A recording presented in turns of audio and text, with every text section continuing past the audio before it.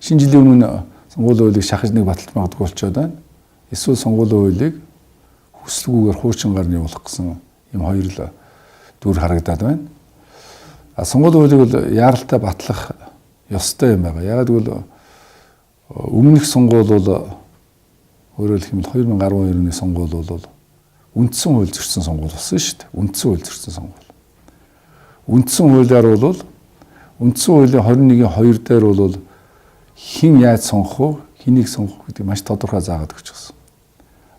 Бүх ард нийтээр шууд сонгож нууцаар санал хураана гэсэн энэ тэгээд наадах өшөө нэлээд юмуд бий. 21-2-ыг үндсэн хууль зөрчсөн ийм одоо сонгуул болсон.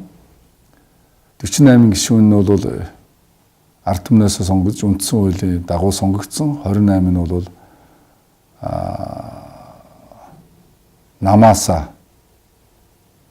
намдаа хэр ханд өгснөөрөө эсвэл одоо олон жил намын дарга олон удаа сонгогдсноор эрх тарах эдлэж дахин сонгогдож нэрс чигсаалтанд бичүүлсэн.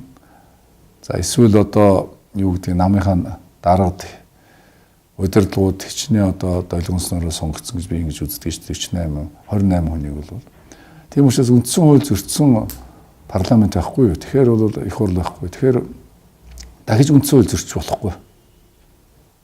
Энийг ард түмэн хүсэн хүлээхгүй. Ард түмэн одоо үндсэн хуулийг зөрчиж байгаа зас их хурлын гишүүн болчихоор чи одоо энэ улс орн чи юу болох вэ гэдэг талаар бол ард түмэн бол биднээс дутуугүй мэдж байгаа учраас ард түмнийхэн санал, ард түмнийхэн хүсэл, дээрээс нь ард түмний хүсэл санал гэдэг чинь бол зүгээр тэднүүсийн хүсэл санал биш. Үндсэн хууль заагдсан үгд үсгийн зөрчсөн учраас ард түмэнд гэж хэлэх эрхтэй.